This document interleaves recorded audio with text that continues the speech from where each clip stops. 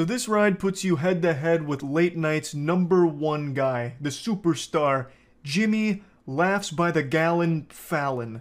And my God, he spares no expense here. He's bringing his A game. Not only is the ride great, but the jokes, whoo-wee! I mean, you're going to be having thrills and you're going to be having cramps in the side of your belly from how hard you'll be laughing. The whole experience here is something that cannot be understated. You go into the NBC studio, you're seeing all kinds of cool NBC lore, and then Jimmy Fallon calls you up. It's your time on the late night big stage, baby. You get to see some highlights from the Jimmy Fallon show, such as the time he smacked an egg on the top of his head. I mean, who could forget? And then Jimmy Fallon talks to you. You sit down in these really beautifully comfortable chairs, which are just made out of metal, and they're at like a terrible angle, so you end up sinking straight down and hitting your tailbone on a jagged piece of metal because it's constructed so well. And then you strap in, and you're in for the time of your life. It's a giant dome, it's a big screen, and Jimmy Fallon's talking to you. The objective is simple. We, since we're a team, we are going to be racing against Jimmy Fallon through New York City for the sake of beating him. And if we beat him, that's good for the ratings and it makes us happy. If he beats us, we suck. You know, that's about it.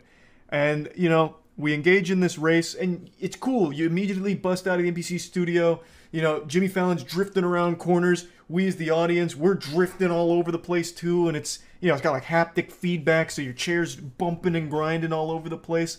In particular, at this showing, the people behind me were really having a hoot and a holler every time Jimmy opened his fucking mouth. They were losing their shit. So they were having a great time. We were all having a great time too. I mean, just ask Joyo. I mean, Joyo, I've never seen someone so happy. So we're racing Jimmy Fallon through New York. We get to see a lot of cool things. We get to see the Statue of Liberty for a little while. We get to see other cool New York stuff like pizza. Jimmy Fallon throws pizza at us. We go through the subway.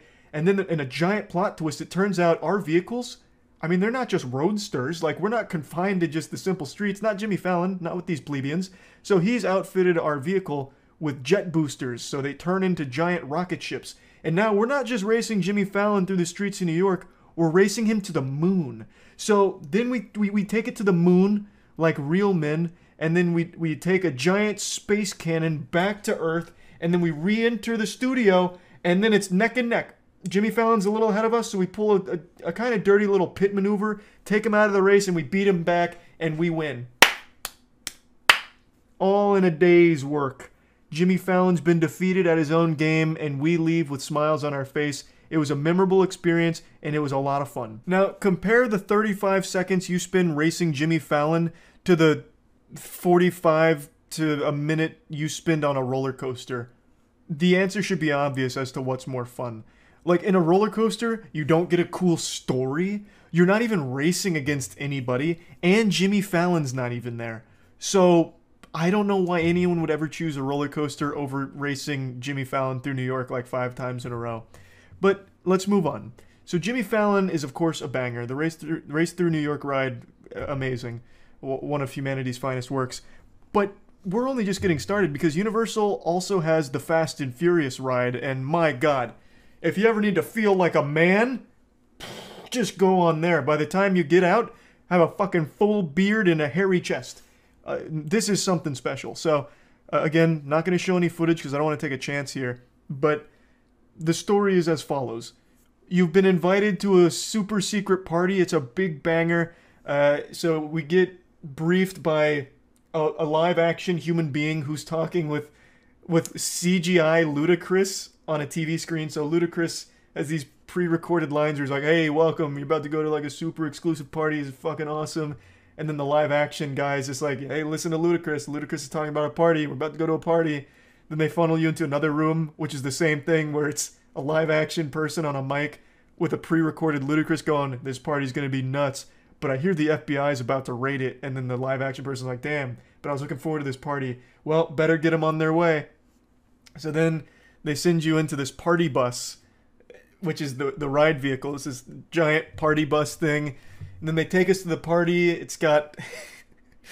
it's a screen with a video that plays. and it's just a bunch of people like dancing. And then the FBI shows up. They say, "Hey, we're the FBI. We're shutting this party down. This party's too late. Get out of here. Party's shutting down." Then Roman comes in. He's like, "Oh, what do you mean the party's shut down?" The FBI pulls a gun on him. And then Vin Diesel and Letty rise from the ground on a semi-truck and say, "Hey, put that gun away." We got our family here, talking to us on the party bus. So then The Rock shows up and says, "My gun's a lot bigger." And he's got a big gun. And then after that, FBI guy leaves. He's like, "Owen Shaw's coming for this party bus and we gotta save him." So Vin Diesel's like, "Coming for our family? No, sir. Get him out of here." So then the party bus starts moving. The Rock comes on the screen in the party bus because the party bus has screens. And he says, "One of you is a super secret agent that Owen Shaw wants to kill, and he's not going to stop at anything till you're dead, so we got to get you out of here." And then what follows is 15 seconds of pure chaos. It's only like a 15 to 25 second ride. It's, you know, not all, you know, the star that burns brightest burns out the fastest, as they say. It's it's the best 15 seconds of your fucking life. So you're in the party bus, then all of a sudden on two sides, there's now two screens, and it's playing a video where Owen Shaw's got like a fucking wrecking machine that's drifting all around the interstate, that's chasing us. Vin Diesel grabs onto a fucking helicopter and throws it to the ground.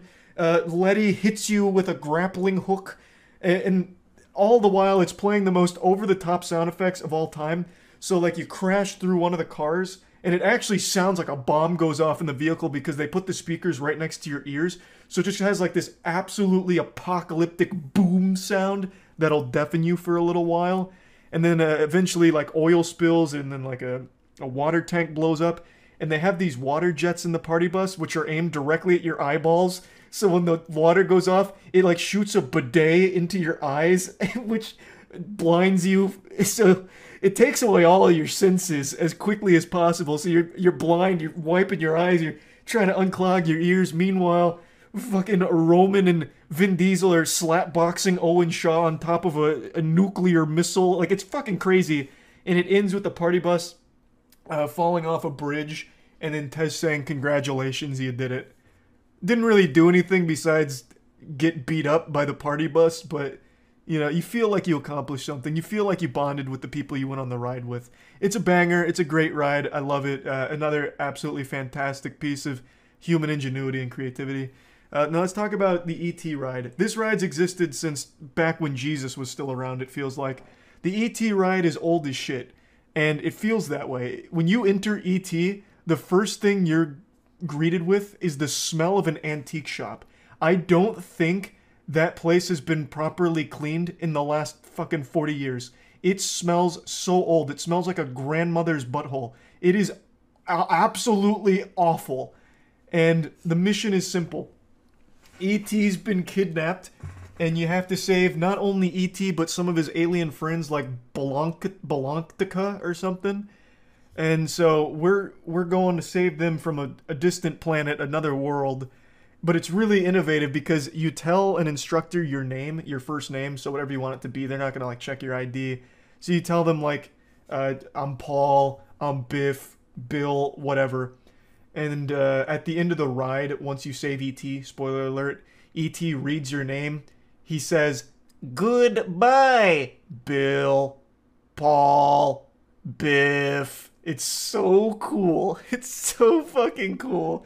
This was so ahead of its time back in the 1800s. But the ride, let's get to the ride. You get on these bikes. The ride is meant to look like bikes. And it takes you on a journey through E.T. basically. So you have like little wax figurines of people that are supposed to be like cops. You have lights that are going off that are supposed to be like police cars that are trying to stop you. Like, "Hey, don't go save E.T. That's bad." And then an iconic moment is when the vehicle, like your ride, goes over the city, because you're about to go into space, like going over the moon, like with a bicycle. You're over the city, but since this is so old, they didn't have like a screen to project the city. So what they did is they took tiny pieces of cardboard and put it underneath you, so it looks like buildings that are very small. So they put little cardboard building boxes and lights in it to make it look like a little city. It is adorable. It's like something a kid would make. and then you end up leaving this atmosphere. You're now on a distant planet with horrifying alien animatronics that start singing things. And I forget what the song was, but it almost sounded like a curse. Like in Courage the Cowardly Dog, you remember, it's Doc Gerbil's world, it's Doc Gerbil's world. It's that, but E.T. themed. So you're going through that world, seeing all these aliens, and then out of nowhere it just says, you saved E.T. One of the aliens is like, thanks for saving E.T. He's going home now. And that's it. And then that's when he says, goodbye, Charles, Joyo, Matt. It's iconic. I can't believe they haven't torn that down for anything else. I am so happy they haven't torn that ride down. That ride needs to exist for as long as humans exist, as a testament to what we're capable of building. It's so wild that that thing still exists. But anyway, moving on to the next ride. Men in Black. This ride is unironically. I've first been kidding about the other rides being fun, but in all honesty, the Men in Black ride is still probably the best ride in Universal and Islands of Adventure by extension. It's just so fun. It's a score attack ride. You sit in a car. They have a little gun with like a little light on it, RFID or some shit, a little laser beam. And the goal is simple. It takes you through the streets, and there's aliens that are hanging all over the place, moving around, and they're actually pretty well designed. Some of them are just like standard, like almost shooting range targets with little targets on you to shoot that are alien themed. But then some of them are just fully sculpted animatronic aliens that'll shoot back, and if they shoot your car spins around. So you're shooting them, and it's keeping track of your score. Eventually you can start shooting the other cars, and if you hit them, they spin around. So if you have good aim, you can spin them around like 50 fucking times and make them all dizzy and puke and shit. And then by the end of the ride, I'm gonna go ahead and reveal a huge secret here. You fight a giant alien, and Jay comes on and he says, push the red button. And there's a tiny little red button that almost nobody knows about, where it's underneath your gun holster. If you press it when he tells you to, you get a free 100,000 points. And you'll win every time thanks to that. So I was able to get 195,000 points, the highest out of our entire group. But it's just a fun ride, like an actually fun one that I think most people know of. Like if you've been to Universal, I'm sure you've been on the ride and had a great time with it. What? You want to go on the Men in Black ride, I know. But you can't hold a gun. I know, it's not fair. You're telling me. I know, hey, it's not my fault. Blame evolution. But anyway, I just wanted to briefly talk about this experience because I spent 10 hours outside and it was no problem. I didn't even get sunburnt. I was putting on so much sunscreen, it was like another layer of skin. So wanted to talk about, you know, the whole experience here and the best 4 rides ever made. If you've never been to Universal, I'd recommend checking them out if you ever find yourself there. Like, they're extremely goofy shit. Like, the goofiest, silliest shit imaginable that I have a massive appreciation for. And, yeah, that's really about it. So, yeah. Make sure to smash that like button and thumbs up, ring the bell, tell your mom I said hi.